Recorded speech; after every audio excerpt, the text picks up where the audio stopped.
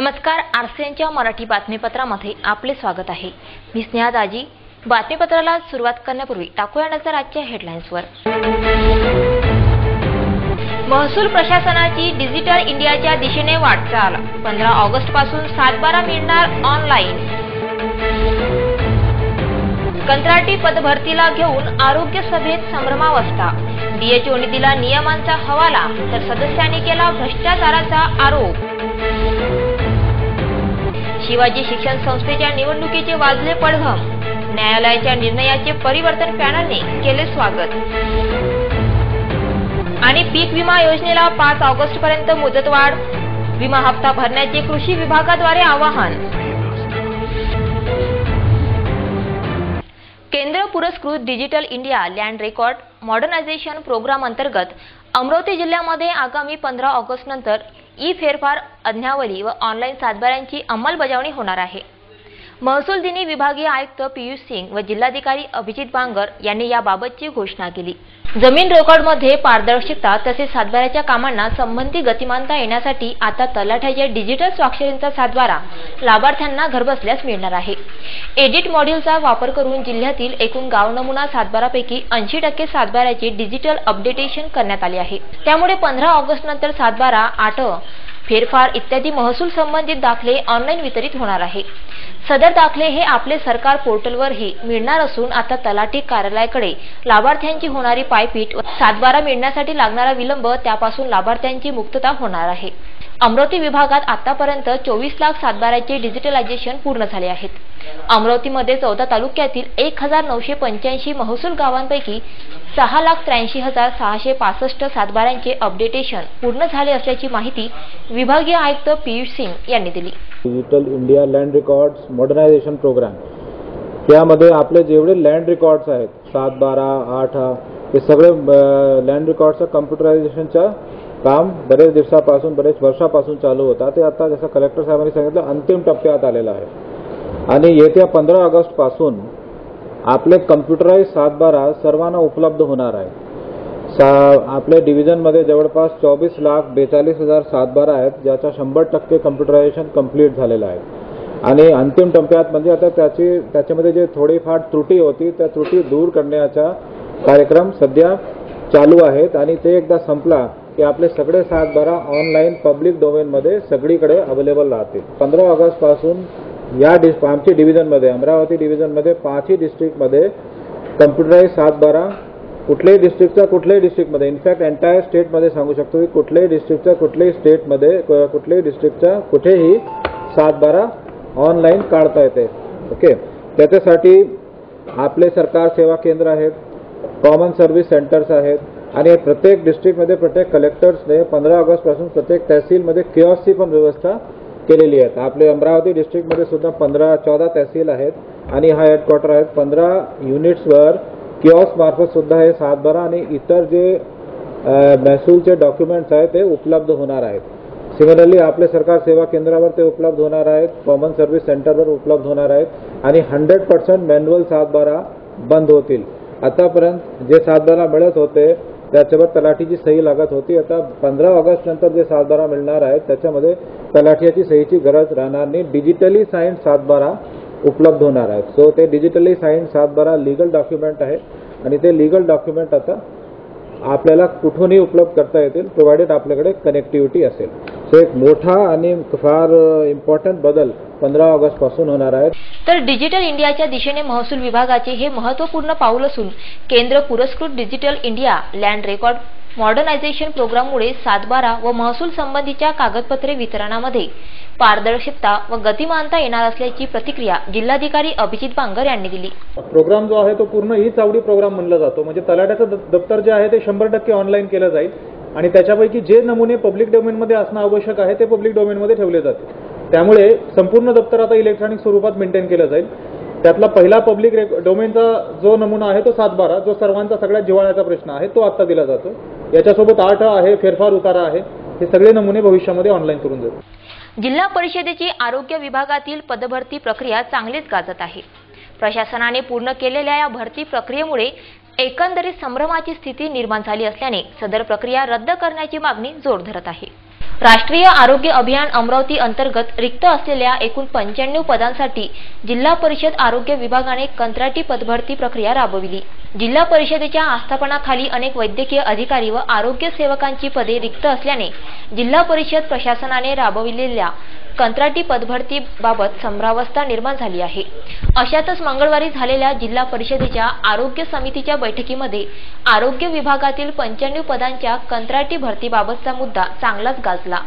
या भरती प्रक्रियेमध्ये भ्रष्टाचार झाल्याचा आरोप करून सदर प्रक्रिया रद्द करण्याची मागणी प्रकाश साबळे यांनी केली। आरोग्य अभियान जिल्हा परिषद अमरावतीच्या वतीने कंत्राटी पद्धतीने ANMच्या समुपदेशक काउन्सिलरच्या जवळपास 95 जागाची भरती प्रक्रिया कंत्राटी पद्धतीने सध्या चालू आहे। त्याच्यामध्ये जे उमेदवार आहे, जे पात्र उमेदवार आहे, जे हुशार विद्यार्थी आहेत, ज्यांनी हे अर्ज भरले, अशा पात्र उमेदवारांना या कोणते निकष न सांगता या कमिटीनं जे DHO CS च्या नेतृत्वामध्ये जे कमिटी आहे, या समितीनं त्यांना अक्षरशः पूर्णपणे डावलून टाकलेलं आहे। या संदर्भात आमच्याकडे पुष्कळ पात्र उमेदवारांच्या तक्रारी आल्या। मग त्यामुळे आज जे जिल्हा परिषदेच्या आरोग्य समितीची आज जी बळवंतराव वानखडे जे सभापती आहे, त्यांच्या अध्यक्षतेखाली आज मीटिंग झाली। त्यामध्ये आम्ही सर्व जिल्हा परिषद सदस्यांनी हा मुद्दा प्रखरतेने उचलला आणि त्यांना सांगितलं, त्या समितीला पण सांगितलं की जे हे गैरप्रकार चालू आहे याच्यामध्ये पैशाचे व्यवहार आहे, जे पात्र उमेदवार आहेत त्यांना अक्षरशः चांगले पर्सेंटेज असताना डावलण्यात आलेला आहे आणि या सर्व हा जो घोळ झालेला आहे त्यामुळे हुशार विद्यार्थ्यावर एक प्रकारचा अन्याय झाला आहे। हा घोळ थांबवण्यासाठी ही जी निवड प्रक्रिया आहे ही परत थांबून घ्या आणि परत सुरू करा अशी आम्ही, आणि जे पात्रता निकष आहे, जे नॉर्म्स ठरलेले आहे, याच्यामध्ये कोणत्या प्रकारचे विद्यार्थी उमेदवार घेतले जातात हे सर्व निकष त्यांना समजावून सांगून परत इंटरव्ह्यू घ्यावे अशी आम्ही मागणी केली आहे। आणि या संदर्भात आरोग्य समितीने हा ठराव एकमताने मंजूर करून आज या संदर्भातलं आम्ही लेखी निवेदन सन्माननीय CO आणि कलेक्टरना आम्ही आज देणार आहोत। एकंदरीत जी निवड समिती आहे ती कुठेतरी त्याच्यामध्ये भक्त समिती असं 100% आहे। जी निवड समिती आहे हीच या गोष्टीला ही कारणीभूत आहे या प्रकाराला, आणि याच्यामध्ये कोणताही पॉलिटिकल याच्यामध्ये प्रेशर नाही आहे। ही प्रशासकीय भरती आहे, त्यामुळे आमचा काही विषय नाही। परंतु सर्वसामान्य जनता जेव्हा जिल्हा परिषद जागा भरल्या जात आहे तर आम्हाला जिल्हा परिषद सदस्यांना त्यांना आम्हाला सन्मानित सभापतींना विचारतात तर आम्ही कोणतं उत्तर देऊ? आम्हाला म्हणतो आम्हाला याबद्दल काहीच माहीत नाही। परंतु त्यामुळे गैरप्रकार जेव्हा आम्हाला कळू लागले तेव्हा लोकप्रतिनिधी येणाऱ्यांना आमची जबाबदारी आहे की या गरीब विद्यार्थ्यावर अन्याय झाला नाही पाहिजे, हुशार विद्यार्थ्यावर अन्याय झाला नाही पाहिजे, त्यांना न्याय मिळाला पाहिजे, त्यांच्या पाठीशी खंबीरपणे उभं राहायला पाहिजे। ही भूमिका ठेवून आम्ही आज आरोग्य समितीपुढे हा विषय मोठ्या ताकदीने मांडलेला आहे। सदर भरती प्रक्रियेचे निकष जारी न झाल्यामुळे ही भरती प्रक्रिया संभ्रमात टाकणारी असल्याची प्रतिक्रिया सभापती बळवंत वानखडे यांनी दिली। येणाऱ्याच्या अंतर्गत भरती प्रक्रिया जे सुरू झाली, काही झालेली आहे आणि काही सुरू आहे, ती प्रक्रिया ही कोण्या पद्धतीवर, कोण्या गुणांकानुसार किंवा त्याचे काय क्रायटेरिया आहे हा नेमका जनसामान्यांसमोर आला नाही। त्यामुळे याच्यात पात्र उमेदवाराची द्विधा मनस्थिती आहे आणि आमच्या सर्व सदस्यांचं सुद्धा यात समाधान झालं नाही की ही कोण्या पद्धतीनं ही भरती प्रक्रिया राबवली। त्यामुळे आम्ही या चौकशीची मागणी सन्मान्य सदस्यांनी केल्यानंतर समितीनं त्याची चौकशीची शिफारस केलेली आहे। तर शासनाच्या आदेशानुसार तसेच नियम व अटींच्या अधीन राहून जिल्हा परिषद आरोग्य विभागामध्ये NHM अंतर्गत रिक्त पदांची भरती पारदर्शकपणे करण्यात आली असल्याची माहिती जिल्हा आरोग्य अधिकारी डॉक्टर नितीन भालेराव यांनी दिली। याच्याबद्दल जी काही भरती प्रक्रिया आहे त्याच्यावर सध्याची जी काही भरती प्रक्रिया ती अर्बन लेवलची किंवा भरती म्हणजे NCD म्हणजे नॉन कम्युनिकेबल डिसीजचे काही पदं होते। त्याच्यानंतर काही RH लेवलचे स्पेशालिस्टचे फार्मसी ऑफिसर ह्या लेवलचे ते पद आहेत। या संदर्भामध्ये एक समिती गठीत करण्यात आलेली आहे आणि त्या समितीमध्ये असं ठरलं की एक पदाच्यासाठी 5 उमेदवार आपण ते सिलेक्ट करायचे।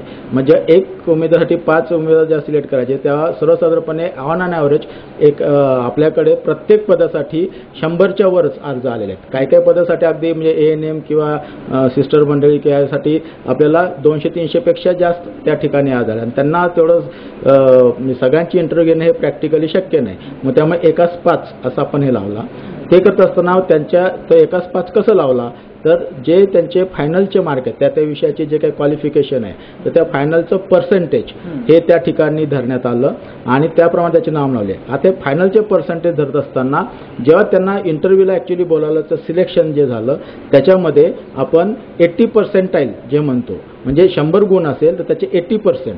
त्यामुळे 80%ला किती, म्हणजे 100ला समजा 70 मार्क 75 मार्क असतील तर 80ला किती असं ते गुण धरलं आणि ते आम्ही तिथं त्या यादीमध्ये आम्ही जाहीर केलं. आता त्यामुळे काही लोकांचा संभ्रम असा झाला की बाबा मला 75% मार्क आहेत तर माझं 60 कसं काय झालं, म्हणजे मला या ठिकाणी डावलण्यात आलं. परंतु ते 60 मार्क म्हणजे त्यांचे ॲक्च्युली मार्क आपण धरलेलेच नाही. त्यासाठी आम्ही तिथं जवळजवळ 2 तासाचा वेळ आम्ही त्यांच्या शंका निरसनासाठी केला आणि त्याच्यानंतर इंटरव्ह्यूची प्रक्रिया आम्ही साधारणतः 12 वाजेनंतर आपण ती राबवलेली आहे. प्रधानमंत्री पीक विमा योजनेला 5 ऑगस्टपर्यंत मुदतवाढ देण्याचा निर्णय सरकारने घेतला असून यामुळे राज्यातील हजारो शेतकऱ्यांना मोठा दिलासा मिळाला आहे. शेतकऱ्यांच्या खरीपातील पिकांना संरक्षण कवच मिळण्यासाठी कृषी विभागाच्या वतीने पंतप्रधान पीक विमा योजना राबविण्यात आली. पीक विम्यासाठी अर्ज भरण्याची मुदत 31 जुलै होती. मात्र पीक विम्याची मुदत वाढविण्यासाठी विरोधकांनी स्थगन प्रस्तावाद्वारे चर्चेची मागणी केली. तांत्रिक व प्रशासकीय त्रुटीमुळे अद्याप लाखो शेतकरी बँकांमध्ये रांगेत उभे आहेत. पीक विमा योजनेकरिता ऑनलाईन अर्ज भरताना अनेक तांत्रिक अडचणी येत आहेत. त्यामुळे अनेक शेतकरी पीक विमा काढण्यापासून वंचित असल्याने पीक विमा काढण्यासाठी 5 ऑगस्टपर्यंतची मुदतवाढ देण्यात आली आहे. जिल्ह्यात 48,876 शेतकऱ्यांनी पीक विमा काढला आहे. पीक विमा बँकेमध्ये व आपले सरकार पोर्टलवर देखील काढता येत असते. शेतकऱ्यांनी 5 ऑगस्टपर्यंत पीक विमा हप्ता भरून योजनेचा लाभ घेण्याचे आवाहन जिल्हा अधीक्षक कृषी अधिकारी अनिल खडतान यांनी केले आहे. पंतप्रधान पीक विमा योजनेअंतर्गत जिल्ह्यात जवळजवळ आता कालचा जो आम्ही प्राथमिक अंदाजे आढावा घेतला त्याच्यामध्ये जवळजवळ 48,000 शेतकऱ्यांनी पीक विमा काढलेला आहे आणि पंतप्रधान पीक विमा योजनेची जी प्रीमियम भरण्याची मुदत आहे आजच शासन निर्णय आम्हाला प्राप्त झालेला आहे. त्या अनुषंगानं ती मुदत 5 ऑगस्टपर्यंत झालेली आहे.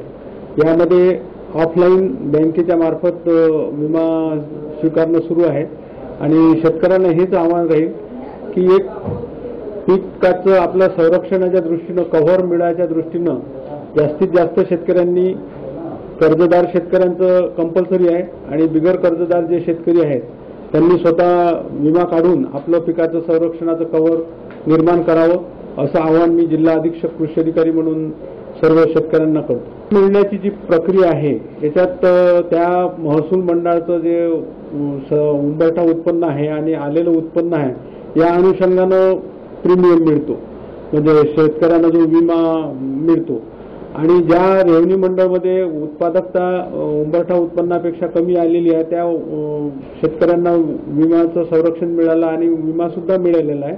परंतु मागच्या 16-17मध्ये सर्वसाधारण सर्वच पिकाच्या बाबतीत आपल्या जिल्ह्याची उत्पादकता चांगली होती.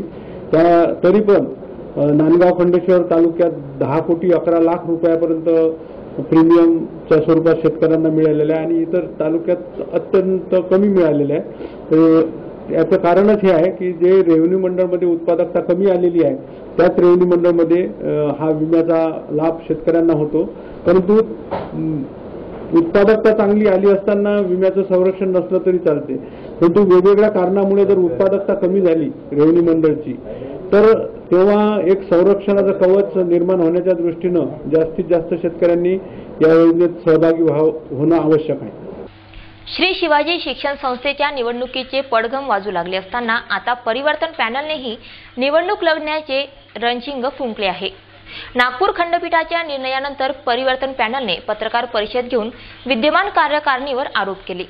श्री शिवाजी शिक्षण संस्थेच्या 2017 होणाऱ्या व कार्यकारिणी मंडळाच्या निवडणुकीत परिवर्तन पॅनल सर्व शक्तीनिशी उभे ठाकले आहे.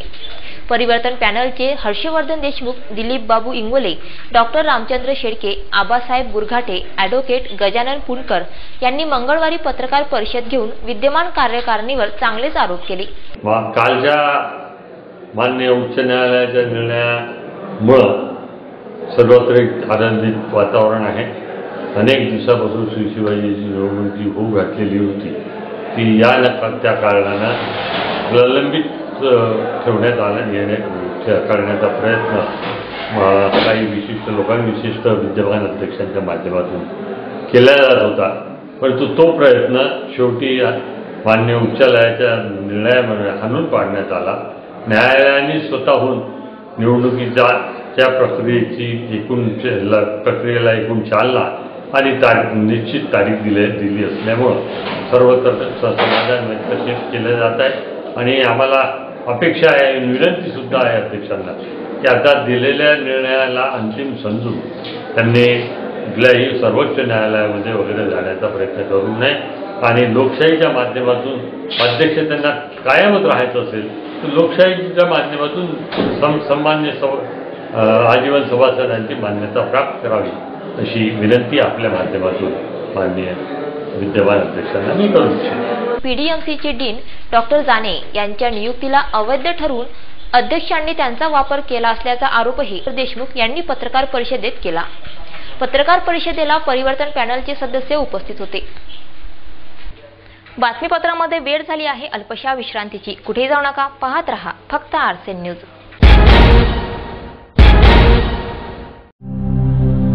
Imagine your child, ambitious, intelligent, curious, creative, playful, dynamic, techy,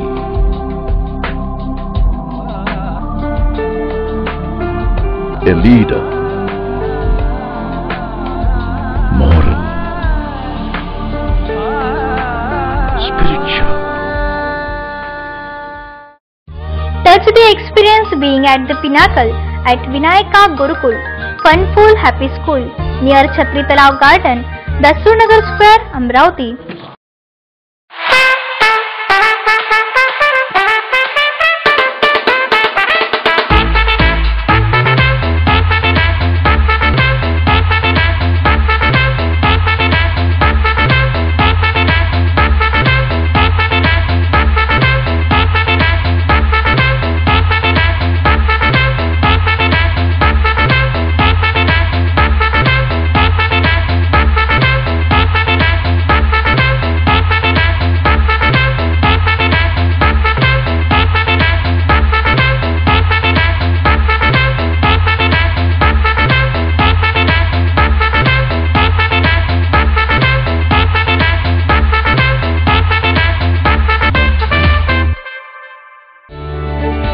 Vinayaka विधी महाविद्यालय अमरावती.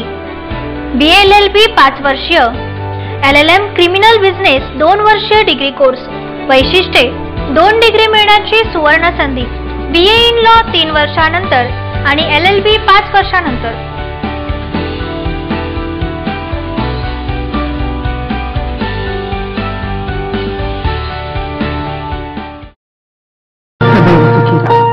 तुझा आशीर्वाद तर नेहमीच माझ्या सोबत राहील, पण तुझ्या हातांची चव मात्र मला आयुष्यात परत कधीच मिळणार नाही.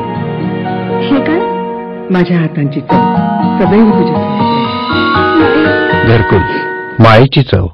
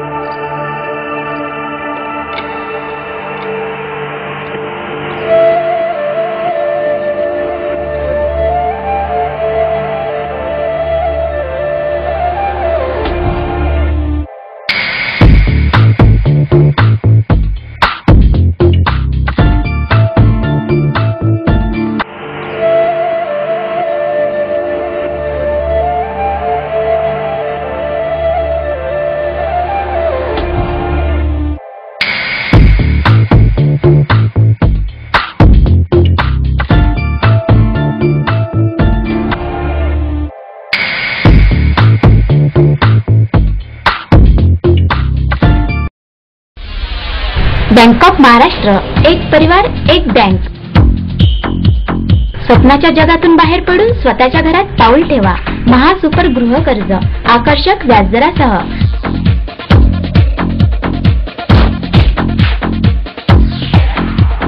छोट्या आणि मध्यम उद्योगांना चौफेर प्रगतीसाठी विशेष कर्ज योजना. तात्काळ MSME कर्ज. अधिक माहितीसाठी आपल्या जवळच्या बँक ऑफ महाराष्ट्र शाखेशी संपर्क. प्राध्यापक अनिता इचे यांची मान्यताप्राप्त Adarsh Academy, Ganesh Colony, Shilangan Road, Amravati. वर्ग 8 ते 10 संपूर्ण विषय. 11वी व 12वी विज्ञान. फक्त 25 विद्यार्थ्यांची एक बॅच. उच्च शिक्षित व अनुभवी शिक्षक वर्ग. मोकळ्या व हवेशीर वर्गखोल्या. ई-लर्निंगची सुविधा. State board test series. NEET व JEE नियमित मार्गदर्शन. Adarsh Academy, Ganesh Colony, Amravati. अहो ऐकलत का? अगं काय झालं? अहो नळ गेलाय. पिण्याचं आणि वापरायचं एक थेंब पाणी नाही. अगं घाबरू नकोस, शिवनेरी बोरवेल आहे ना.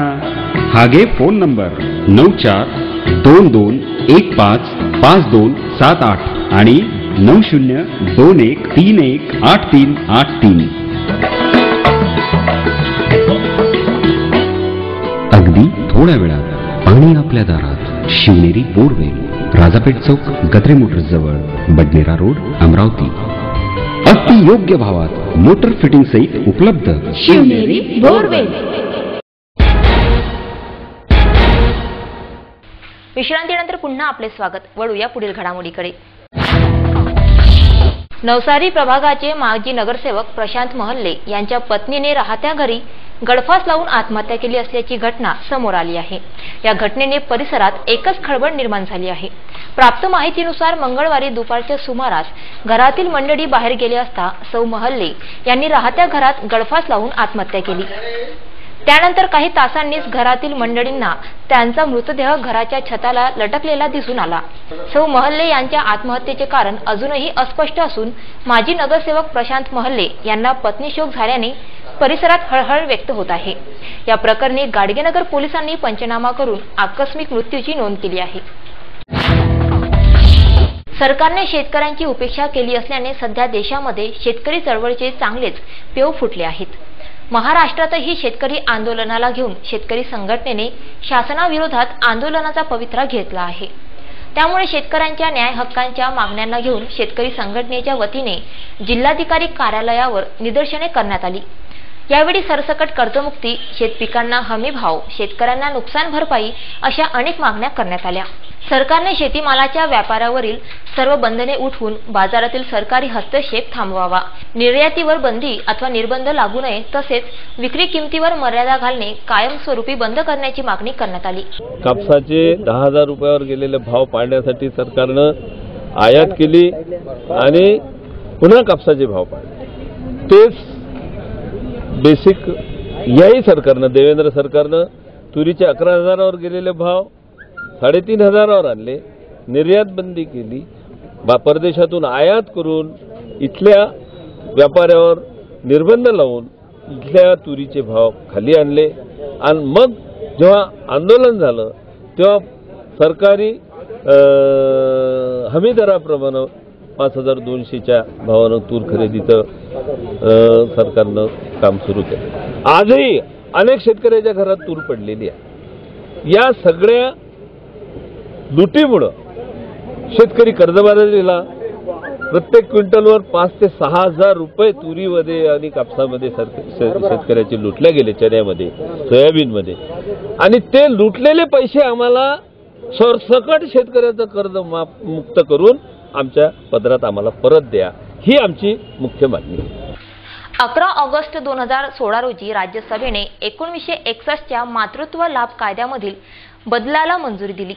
या बदलानुसार प्रसूती रजेचा काळ 1 आठवड्यावरून 24 आठवड्यापर्यंत म्हणजेच 6 महिन्याहून अधिक काळासाठी वाढवण्यात आला आहे. बाल संगोपनासाठी पुरेशी रजा ही मातेसाठी तसेच बाळासाठीही महत्त्वाची भूमिका बजावते. प्रसूतीनंतर लगेचच कामावर रुजू होणे हे मातेसाठी शारीरिक आणि मानसिकदृष्ट्या आव्हानात्मक ठरू शकते। या शिफारशीला यावर्षी संमती मिळाली। या विधेयकामध्ये 3 महिन्याहून लहान मूल दत्तक घेणाऱ्या मातेसाठी तसेच भाडोत्री मातृत्वासाठी प्रसूत झालेल्या स्त्रियांसाठीही 12 आठवड्यांच्या रजेची तरतूद करण्यात आली आहे। प्रसूती रजा संपल्यावर बाल संगोपनासाठी नवमातांना घरून काम करता यावे यासाठीच्या धोरणाचा मार्ग प्रशस्त करण्यात आला आहे। 50हून अधिक महिला कर्मचारी असलेल्या प्रत्येक संस्थेमध्ये पाळणा घराची सोयही अनिवार्य करण्यात आली आहे। या संदर्भात स्त्रीरोग व प्रसूती तज्ञ संघटना सचिव डॉक्टर मिनल देशमुख यांनी दिली प्रतिक्रिया।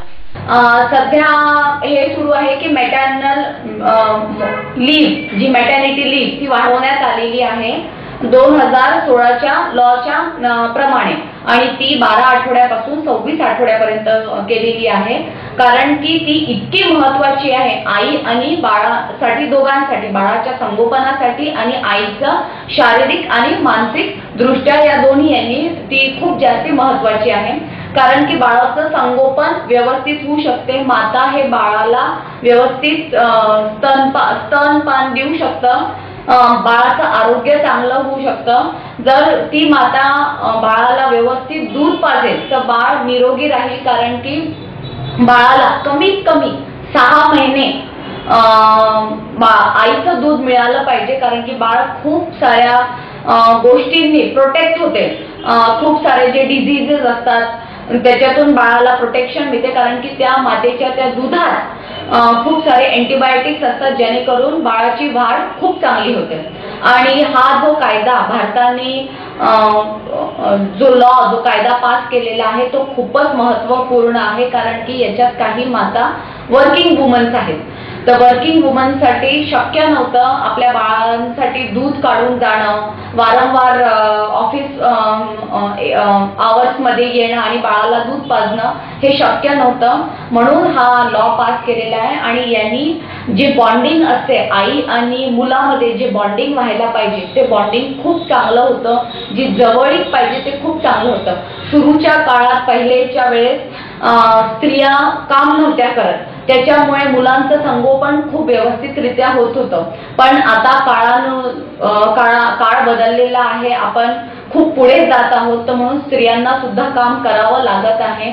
म्हणून हा लॉ पास केला गेलेला आहे आणि ही मॅटर्निटी लीव्ह ही त्यांची पेड लीव्ह आहे। त्यांना भुर्दंड पडणार नाही आहे, त्यांना सरकारकडनं त्यांना पैसे मिळणार आहे। आणि ही मॅटर्निटी लीव्ह जे सरोगेट मदर्स आहेत, सरोगेसी जे आपल्या भारतात बऱ्याच प्रमाणात वाढलेला आहे, कारण की इन्फर्टिलिटीचा रेट खूप वाढलेला आहे। तर सरोगेट मदर्सला सुद्धा जेव्हा ती सरोगेट मदर त्या कपलला ते बाळ देतं त्या दिवसापासून ते 12 आठवडे त्या दुसऱ्या आईला जे बाळ मिळतं सरोगेट मदर पासून, तर त्यांना सुद्धा हा कायदा लागू झालेला आहे। हिवाळी 2017 परीक्षेमध्ये प्रवेशित होणाऱ्या विद्यार्थ्यांना ही शेवटची संधी आहे। त्यामुळे यापुढे बहिशाल विद्यार्थ्यांना विद्यापीठीय परीक्षांना बसता येणार नसल्याचं परीक्षा मंडळाने स्पष्ट केलं आहे। त्यामुळे आता बहिशाल विद्यार्थ्यांना परीक्षा देण्यासाठी मुक्त विद्यापीठाचा पर्यायच उपलब्ध राहणार आहे। विद्यापीठाने परीक्षांसाठी यावर्षीपासून सेमिस्टर पॅटर्न लागू केल्यामुळे यापुढे कोणत्याही परीक्षांना बहिशाल विद्यार्थी प्रवेशित राहू शकत नव्हते। तसा निर्णय देखील विद्यार्थी व्यवस्थापन परिषदेत 27 जूनच्या बैठकीत घेण्यात आला। या निर्णयानुसार बहिशाल विद्यार्थी परीक्षेपासून वंचित राहणार होते। मात्र हा निर्णय लागण्यापूर्वीच म्हणजेच 15 मे 2017 पासून बहिशाल विद्यार्थ्यांनी परीक्षा आवेदनपत्र भरण्यास प्रारंभ केला होता। त्यामुळे नव्या निर्णयानुसार बहिशाल विद्यार्थ्यांना परीक्षेपासून वंचित ठेवणे ही बाब अन्यायकारक होती। त्यामुळे हिवाळी परीक्षा 2017 मध्ये बहिशाल विद्यार्थ्यांना परीक्षेचा शेवटचा पर्याय उपलब्ध करून देण्यात आला असल्याची माहिती परीक्षा मूल्यमापन मंडळाचे संचालक डॉक्टर जे.डी. वडते यांनी दिली। शैक्षणिक सत्र 17-18 पासून आपल्या विद्यापीठाने संपूर्ण विद्याशाखेकरता सत्र पद्धती लागू केलेली आहे, ज्याला आपण सेमिस्टर पॅटर्न असं म्हणतो।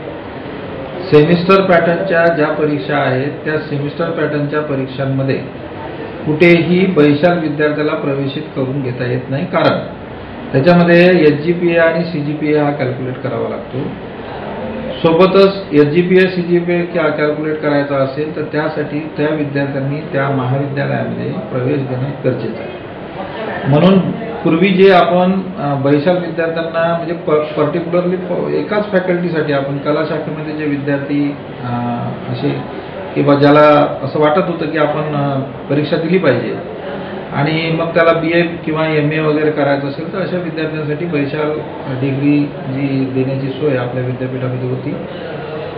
याच्या बाबतीत जेव्हा निर्णय झाला विद्वत परिषदेमध्ये आणि त्याच्यावर चिंतन झालं तर अशा त्यावेळी मान्य कुलगुरूंनी त्या संदर्भात विचार करून, कारण काय होतं की ज्याचं जे डायरेक्शन आहे 27/6/17 रोजी म्हणजे 27 जुलै 17ला 27 जुलैला एक डायरेक्शन निघालेलं आहे की सेमिस्टर पॅटर्नचं आणि त्यामध्ये तो उल्लेख नाही आहे की बाबा वैशाल विद्यार्थ्यांना प्रवेशित करून घ्यायचं किंवा नाही.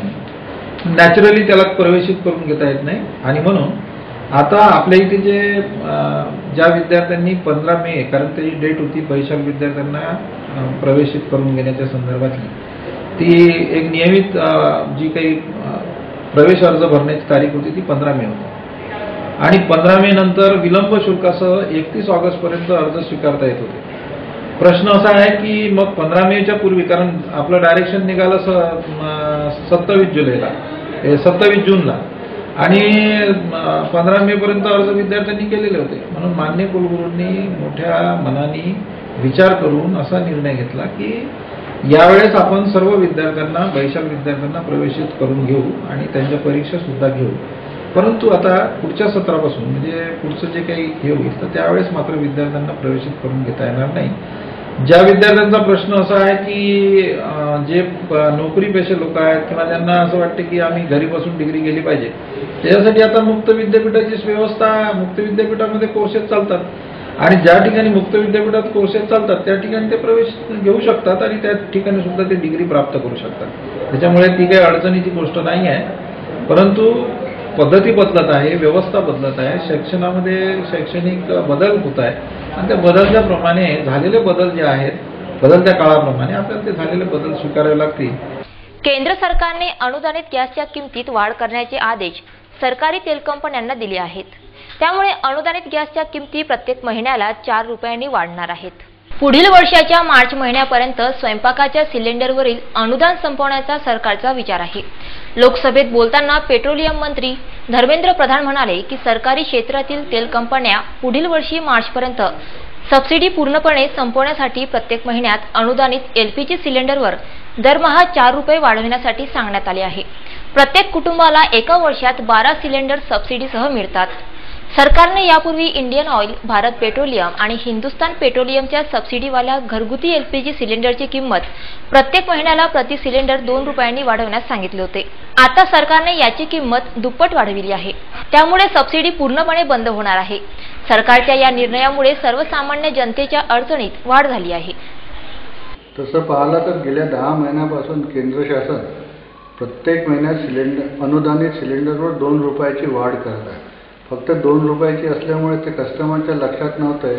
आज त्यांनी असा निर्णय घेतला की येणाऱ्या प्रत्येक महिन्यात अनुदानित सिलेंडरची किंमत 4 रुपयाने वाढेल आणि मार्च 2018पर्यंत त्यांना सबसिडी पूर्णपणे शून्य करायची आहे. म्हणजे मार्केट रेटनेच कस्टमरला सिलेंडर मिळेल. अशाही परिस्थितीत आमच्या गॅस डीलर असोसिएशनची भूमिका नेहमीच अशी राहिली आहे की आमच्या ग्राहकाला आम्ही सर्वोत्तम सेवा पुरवतो. जग बदल घालून खाव सांगून गेले मज भीमराव अशा गर्जनेने शाहिरीची थाप देणारे साहित्यिक सम्राट अण्णाभाऊ साठे यांची 97वी जयंती शहरात मोठ्या उत्साहाने साजरी करण्यात आली. लोकशाहीत अण्णाभाऊ साठे यांच्या 97व्या जयंतीनिमित्त राजकमल चौकामध्ये मान्यवरांसह शहरवासियांनी अण्णाभाऊंच्या पावन स्मृतीस विनम्र अभिवादन केले. यावेळी फटाक्यांची आतिषबाजी व तुतारीच्या निनादामध्ये अण्णाभाऊंच्या जयंतीचा जल्लोष करण्यात आला. या प्रसंगी अण्णाभाऊ साठेंच्या प्रतिमेला हारार्पण व अभिवादन करण्यासाठी अनुयायांची गर्दी जमली होती. यावेळी आयोजित जयंती कार्यक्रमात मान्यवरांनी लोकशाहीर साहित्य सम्राट अण्णाभाऊ साठे यांच्या जीवन कार्यावर प्रकाश टाकून त्यांच्या कामगार, साहित्यिक व सामाजिक चळवळीला उजाळा दिला. कार्यक्रमानंतर सर्व उपस्थितांमध्ये बुंदीच्या लाडूचे वाटप करण्यात आले. कार्यक्रमाला मनपा विरोधी पक्षनेता बबलू शेखावत, माजी महापौर विलास इंगोले, प्रभाकर वाडसे, राजाभाऊ हातागडे आदींसह समाजबांधव मोठ्या संख्येने उपस्थित होते. त्याचबरोबर शहरातील विविध ठिकाणी सुद्धा लोकशाहीर अण्णाभाऊ साठे जयंती दिनानिमित्त विनम्र अभिवादन करण्यात आले. 20 वर्षाच्या बहुप्रतीक्षेनंतर अखेर प्रादेशिक परिवहन विभागाने काही नियम व अटींच्या अधीन राहून 3 व 4 चाकी प्रवासी ऑटो रिक्षांना नवीन परमिट देण्याचा निर्णय घेतला आहे. शहरस्थित आरटीओ कार्यालयातून सोमवारपासून नवीन परमिट वितरणाला सुरुवात झाली आहे. राज्यामध्ये 24 नोव्हेंबर 1997 पासून ऑटो रिक्षा परमिटवर बंदी घालण्यात आली असता राज्यातील एकूण 94,400 ऑटो रिक्षांच्या परमिटची मुदत संपल्याने ते रद्द करण्यात आले आहे. रद्द झालेल्या ऑटो रिक्षा परमिट संदर्भात परिवहन आयुक्तांनी राज्यातील सर्व परिवहन अधिकाऱ्यांना माहिती मागितली होती. शहर व ग्रामीण क्षेत्रामध्ये व्यवसायाचे साधन म्हणून प्रवासी ऑटो रिक्षाचा मोठ्या प्रमाणात वापर करतात. परंतु मागील 20 वर्षापासून शहरात व्यवसाय करण्याला घेऊन ऑटो रिक्षा परमिट मिळणे बंद होते. त्यामुळे ऑटो व्यावसायिकांना नाईलाजास्तव बिना परमिटचे अथवा जुन्या ग्रामीण परमिटवर गाड्या चालवाव्या लागत होत्या. परंतु बिना परमिट शहरात गाडी चालविणे बेकायदेशीर असल्याने आता नव्याने ऑटो रिक्षा परमिट देण्याला घेऊन आरटीओ विभागाने प्रक्रिया सुरू केली आहे. नियम व अटींच्या अधीन राहून सोमवारपासून नव्या परमिट वितरणाला सुरुवात झाली. त्यानुसार शहरी व ग्रामीण अशा दोन्ही प्रकारचे परमिट आरटीओच्या वतीने मिळत असून चालकांनी विहित नमुन्यात अर्ज व आवश्यक कागदपत्रांची पूर्तता करून परमिटसाठी आरटीओ कार्यालयाच्या खिडकी क्रमांक 19 व 20 वर संपर्क करण्याचे आवाहन करण्यात आले आहे. पॅन कार्ड क्लबच्या कंपनी लिमिटेडच्या संचालकांनी 15 दिवसात अमरावती पोलिसांपुढे हजर राहण्याचे आदेश मुंबई उच्च न्यायालयाच्या नागपूर खंडपीठाने दिलेले होते. न्यायालयाने दिलेली ही डेडलाईन संपली तरीही संचालकांनी पोलिसांपुढे हजर राहण्याचे टाळले आहे. अमरावती पॅन कार्ड क्लबच्या 315 गुंतवणूकदारांनी आर्थिक गुन्हे शाखेकडे तक्रारी केल्या होत्या. त्यात 2,30,00,000 अपहार झाला असल्याचे नमूद होते. आर्थिक अनियमितता, विश्वासघात व फसवणूक प्रकरणात अमरावतीत अब्दुल फारुख शेख जाफर यांनी 11 ऑक्टोबर 2016 रोजी राजापेठ ठाण्यात कंपनीच्या विरुद्ध गुन्हा दाखल केला. तक्रारीवरून शोभा बर्डे, उषा अरुणतारी, सुधीर शंकर मोरावेकर, चंद्रसेन गणपत भिसे, मनीष कालिदास गांधी, रामचंद्रन रामकृष्णन सर्व राहणार मुंबई यांच्या विरुद्ध गुन्हा दाखल झाला होता. या प्रकरणी जामीन मिळण्यासाठी कंपनीच्या संचालकांनी न्यायालयात धाव घेतली. त्यात मुंबई उच्च न्यायालयाच्या नागपूर खंडपीठाने 6 पैकी 4 संचालकांना जामीन 14 जुलै रोजी फेटाळत त्यांना तपास करणाऱ्या अमरावती आर्थिक गुन्हे शाखेपुढे हजर राहण्यास आदेश दिले होते. चंद्रसेन भिसे व शोभा बर्डे यांना काही अटींवर जामीन दिला. न्यायालयाने दिलेली ही डेडलाईन संपली तरीही संचालकांनी पोलिसांपुढे हजर राहण्याचे टाळले आहे. 7/12 संगणकीकृत करण्याच्या अभियानात जिल्ह्यात उत्कृष्ट काम करणाऱ्या अधिकारी व कर्मचाऱ्यांचा 15 ऑगस्ट रोजी पालकमंत्र्यांच्या हस्ते गौरव करण्यात येणार आहे. विभागीय आयुक्त कार्यालयात होणाऱ्या स्वातंत्र्य दिनाच्या शासकीय समारंभाच्या तयारीबाबत जिल्हाधिकारी अभिजित बांगर यांनी नुकतीच आढावा बैठक घेतली. या बैठकीमध्ये विविध शासकीय विभागातील अधिकाऱ्यांना परिसरातील साफसफाई, सौंदर्यीकरण, पोलीस पथक, बँड पथक, ध्वनी यंत्रणा आदींची व्यवस्था करून सर्व सूचनांचे काटेकोरपणे पालन करण्याचे निर्देश दिले. सरकारी कार्यालयांमध्ये रोषणाई, स्वातंत्र्य सैनिकांसाठी बसण्याची व्यवस्था तसेच तालुक्याच्या तहसीलस्थळी देखील योग्य व्यवस्था करण्याचे निर्देश जिल्हाधिकारी अभिजित बांगर यांनी दिले. 7/12 संगणकीकृत करण्याच्या अभियानात जिल्ह्यात उत्कृष्ट काम करणाऱ्या अधिकारी व कर्मचाऱ्यांचा 15 ऑगस्ट रोजी पालकमंत्र्यांच्या हस्ते गौरव करण्यात येणार असल्याचेही बांगर यांनी बैठकीमध्ये सांगितले. साधारणतः पावसाळ्याच्या दिवसांमध्ये वातावरणात संक्रमित आजारांचा प्रकोप दिसून येत आहे. लहान बालकांना तापजन्य सदृश्य आजाराने ग्रासले असल्याने देशाचं भविष्य धोक्यात आलं असल्याचं दिसत आहे. पावसाळ्यात दूषित पाणी, दूषित हवा व साचलेल्या पाण्यावर मच्छरांचा प्रादुर्भाव अशा अनेक बाबींमुळे नागरिकांचे आरोग्य धोक्यात येते. बऱ्याचशा नागरिकांमध्ये तापजन्य सदृश्य आजारांची लागण झाली असल्याचे दिसून येते. चढ उतार ताप, सर्दी, खोकला, अंगदुखी, हगवण, अतिसार असे आजार पावसाळ्यांमध्ये उद्भवतात. प्रौढांची रोगप्रतिकारक शक्ती चांगली असल्याने त्यांच्यावर या आजारांचा फारसा प्रभाव जाणवत नाही. मात्र लहान बालके अशा आजाराने चांगलेच ग्रासलेले असतात. सध्या संक्रमित आजारांचे प्रकोप वाढले असून लहान बालके या आजारांच्या विळख्यात अडकली आहेत. अनेक बालकांमध्ये तापजन्य सदृश्य आजारांची लक्षणे दिसून येत असल्याने त्यांची डॉक्टरांकडे धाव होत आहे. सध्या जिल्हा सामान्य रुग्णालयाच्या बालरुग्ण कक्षामध्ये अनेक बालकांना दाखल करण्यात आले आहे. त्यांना मलेरिया, टायफॉइड सारख्या आजारांची लागण झाल्याने त्यांच्यावर औषधोपचार करण्यात येत आहे. बदलत्या वातावरणामुळे वन्यजीव व कीटकजीव सुद्धा सैरावैरास झाले असल्याने त्यांचा रहिवासी क्षेत्रामध्ये वावर दिसून येत आहे. अशातच दुर्मिळ आढळणाऱ्या घोरपडीला काही सुजाण नागरिकांनी जीवनदान देऊन वन विभागाच्या स्वाधीन केले. साधारणतः जमिनीतील ओलावा, भुसभुशीत ठिकाण तसेच कवेलूंच्या छतामध्ये घोरपडीचा वावर दिसून येतो. परंतु सध्या शहरी भागात असे कुठलेही वातावरण नसल्याने घोरपड दुर्मिळच आढळते. अशा प्रकारे सध्या बदलत्या वातावरणामुळे वन्यजीव व कीटकजीव सैरावैरा झाल्याने त्यांचा रहिवासी क्षेत्रामध्ये वावर दिसून येत आहे. अशातच विकास कॉलनी येथील नांदुरकर यांच्या घरामध्ये आढळून आलेल्या घोरपडीला निलेश कंचनपुरे यांनी जीवनदान दिले. त्यानंतर या घोरपडीला वन विभागाकडे सोपवून वनामध्ये सोडण्यात आले.